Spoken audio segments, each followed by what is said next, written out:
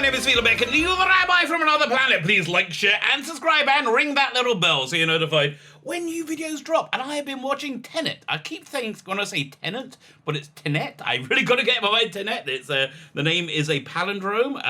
It's the movie by Christopher Nolan. I was really excited for it. This is a movie I really wanted to see. I was gutted that it was only released theatrically at first, so I didn't get to see it at the cinema, which is where I thought the movie really should have been seen. But now it's out on download. Is it worth your time? Is this your Christmas movie you're gonna watch? After your turkey and stuffing. Is this the movie to go for?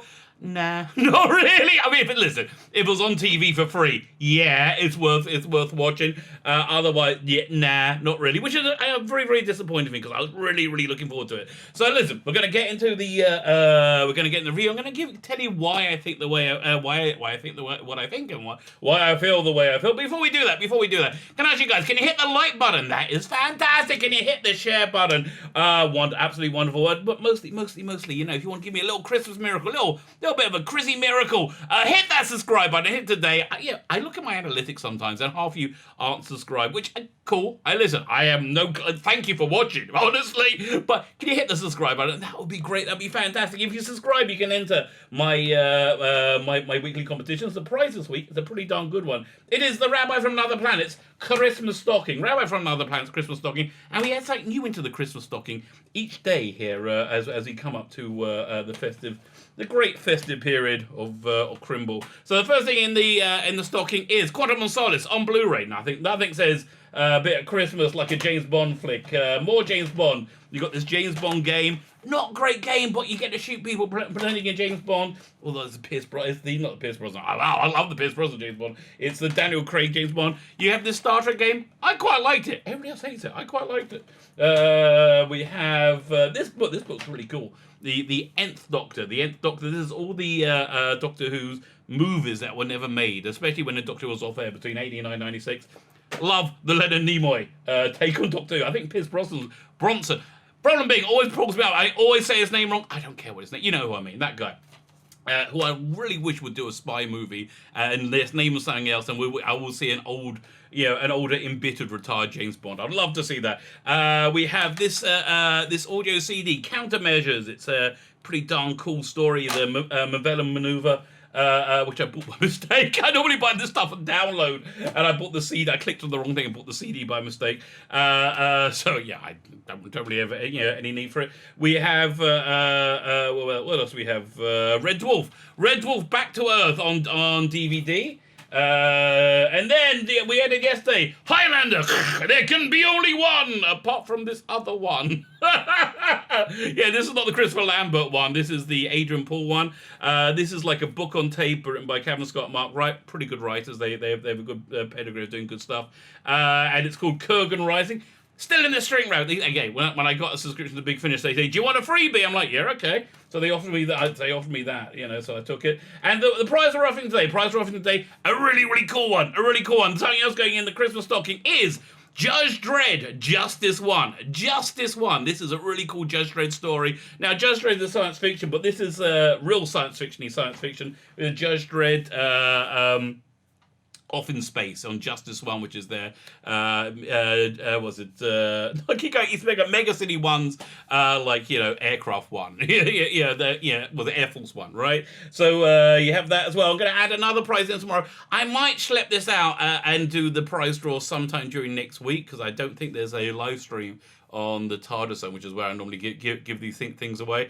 Because and also it's a great prize. There's more coming. Like I'm looking at the next thing going in. Great prizes. All you need to do to win it. Subscribe to the channel. Subscribe, and in the comments leave the hashtag Merry Christmas. One and all. Hashtag Merry Christmas. One and all. Go check the video notes. If you check the video notes, go click that first link, which takes you to my Indiegogo up here. These 2 graphic novels. I don't know when I'm starting the campaign, but I'm building up an email list now. If you can add your email address to that campaign, that'd be freaking awesome. Thank you very much. You get one of these 4 highly tasteful art cards if you do that with any purchase whatsoever, unless you get the level where you get all 4 art cards anyway. Then you get a 5th one, a 5th chaser one for free. So go add your email address in. Fine, Tenet. I keep on saying Tenet.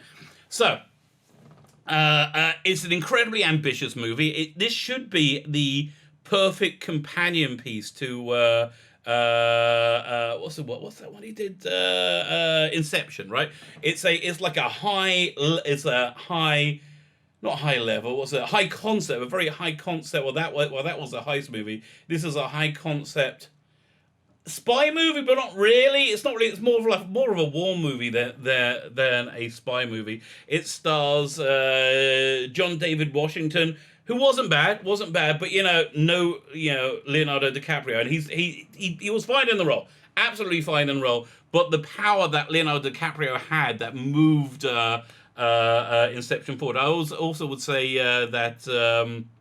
What's his name? All right. The was in The Gentleman, which I tried to watch again. Not a great movie. I'm going to click on Christopher Nolan's Wikipedia and just look up his filmography, because this is going to make me crazy until I remember the name of the bloody movie. Prestige. Oh, it's a great movie. Interstellar, right? Interstellar. So you had Matthew McConaughey in Interstellar. So you needed that like real high level movie star. You needed a movie star to move these movies forward. And while he's not bad, John David Washington, if he was able to deliver this movie, and I don't think through any thought of his own that it really didn't land. If he was able to deliver, this would have been a career-making movie. It really would have been. Sadly, it wasn't. I think the reason it wasn't is because of Christopher Nolan. Right? This has been a passion project of his for many years, and it just didn't really pull off. Right? The central concept of it wasn't clearly enough explained to me. And I don't think I'm so much of a dummy. Like, I watch stuff that people go, oh, what's that about? I'm like, well, it's quite obvious, right? I just don't think it was so clearly explained to me, and I think that's the problem. I think maybe Christopher Nolan's been living with this concept so long that he understands it innately, and he forgot how to translate it to screen. Which is a great pity, because it's a visually stunning idea. Yeah, something else to note about this movie, it's probably one of the last huge budgeted follies that we're going to see for decades, because as we saw, the economics just don't pay to make this kind of movie, and especially this kind of movie which is deeply experimental, right? Which normally I love. Like normally I like deeply experimental movies. But I tell you, my mate Mega Geek will be so mad, because like it was like saying there's so many other movies that could have been made for this that would have reached more people, and he's right. He's absolutely right. So a lot of this stuff is about time going backwards and forwards. Again, not very clear. But I'm gonna read you the Wikipedia synopsis, at least some of it, to get us into the plot, and so we can talk about it in more detail, because the plot is very jumpy and confusing, and I think they meant to do that because, again, the whole nature of time travel or time being messed up is being reflected in that. Problem was, though, it just didn't make for clear storytelling, right? That's the thing that's really killing this movie, because there are tons of incredibly great set pieces that you're just going, well, what's going on? What? Why? Who? And again, you can see the money paid on it. The money put into this. And again, I did what it had a budget of 200 million, which thinks it's got to make 600 million to break even, and right now the box office is 360 because all the cinemas are shut down. And this is the model for the future. These huge budget follies, or at least these huge budget non-certain follies, I think are a thing of the past, right? It's fine. Let's read the start the synopsis. A CIA agent who we never find the name of. At the end, he realizes he's the protagonist, right? But you never get his name. Kind of cute. Participates in an undercover operation at a Kiev opera house. His life is saved by a masked soldier with a red trinket that unfires a bullet through a hostile gunman. So there's the thing. So after seizing the artifact, the protagonist is captured by mercenaries. He endures torture before consuming cyanide. He awakes to learn the cyanide was a test of his loyalty. And again, none of this makes sense. His team has been killed. The artifact is lost. So the protagonist joins a secret organization called Tenet. A scientist shows him the bullets were with inverted entropy, which allows them to travel backwards in time. So basically, instead of shooting a bullet from a gun, you're sucking it backwards into the gun, right? And so when you go in a room and you see a bunch of bullet holes, you know there's going to be a bit of gunplay, right? And so that's what the thing of this movie is, that you get like all this stuff, all this like reverse stuff playing, huge action pieces with like explosions inverting instead of exploding, imploding. But again.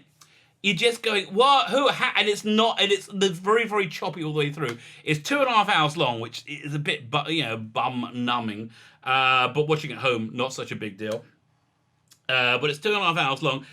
Maybe this would have been better as a miniseries, which I think is the way forward. Maybe a 4-hour event series for HBO Max or something, or Netflix or Disney Plus, where they could explain this stuff in more detail and make it make more sense, because that's what's killing this movie. Again, and with the script, this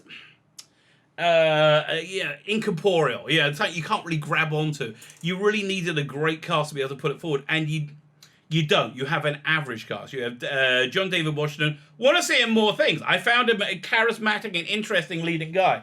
Robert Pattinson, really good in this. Robert Pattinson, he's, okay, not a charismatic elite. I mean, he's reasonably charismatic, but he's a supporting actor, and he works very well as a strong supporting actor.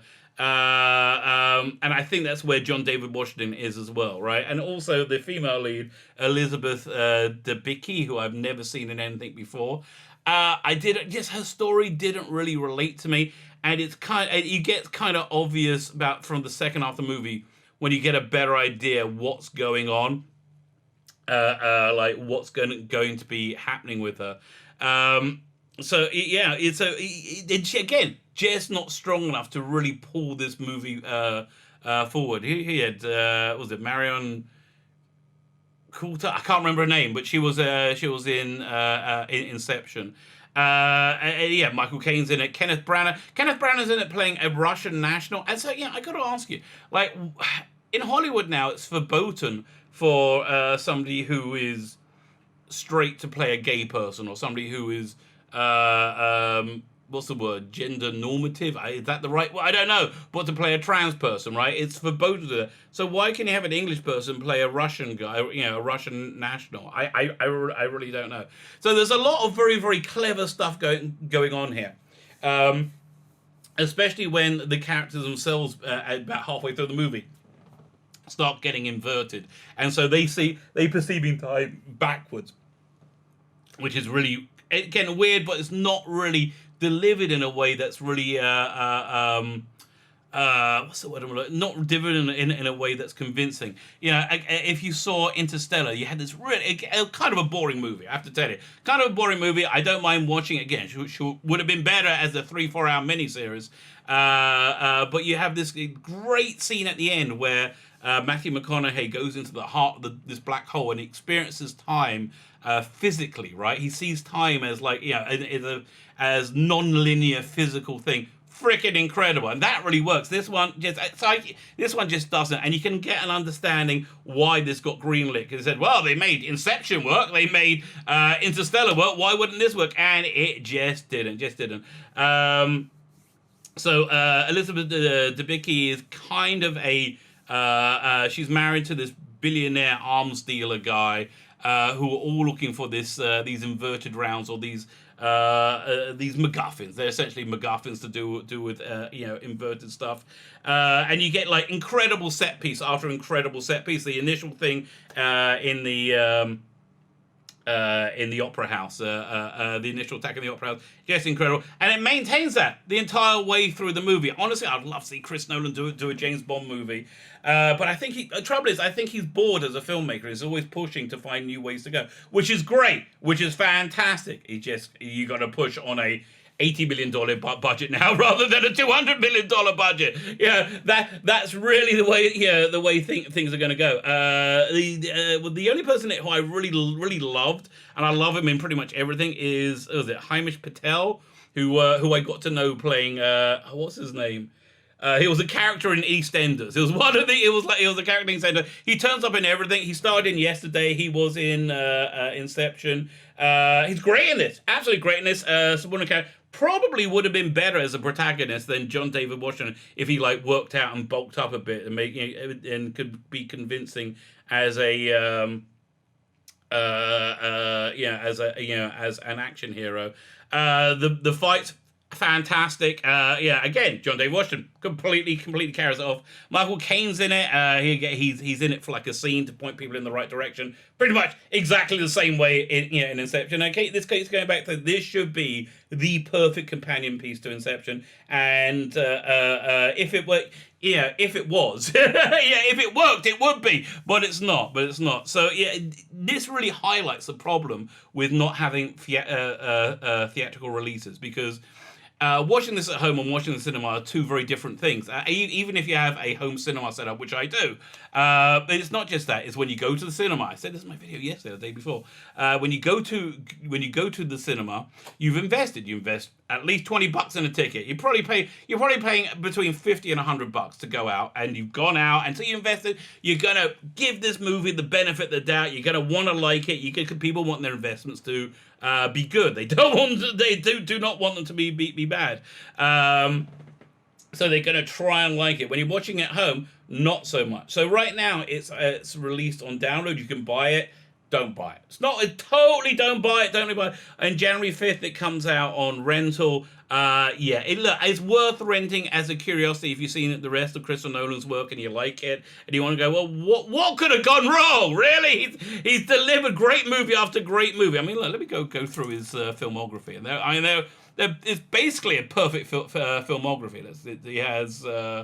Following I Never Saw, Memento, freaking incredible movie. Insomnia, incredible movie. Batman Begins, probably one of the best Batman movies, and like it's got a beginning, middle, and end. My favorite cinematic Batman still is Ben Affleck. The Prestige, freaking incredible movie. All these movies are movies you should see instead of Tenet. Dark Knight, not a great movie, but very good performance by what's his name as a Joker. Inception. Incredible freaking movie. Absolutely incredible movie. Dark Knight Rises, not an incredible movie, but Batman. Interstellar, interesting movie. Not his best, but not a bad movie. Better than this. Dunkirk, I love Dunkirk again. And Tenet is the weakest, the absolute weakest in his canon, or what it is, rostrum of movies. Which is again real shame. This was not the movie to try and resurrect the cinematic experience with, unfortunately, though. So I think the performance of this movie has a lot more to do with Warner Brothers dropping the slate on HBO Max than anything else. Which again, as I said, again, a great shame. Strong filmmaker, not a great movie, not worth your time or money. I would say more than a curio. I've watched it. You don't have to. Not terrible, though. I don't want to intimate it's a terrible movie. And I love the ambition. I absolutely love the ambition of trying to do something new with cinema. But the price of being able to experiment is you might well fail. And that's what this is. This movie is a bit of a failure. My name is Cedar Becken, the Rabbi from another planet. Please like, share, and subscribe, and ring that little bell so you're notified when new videos drop.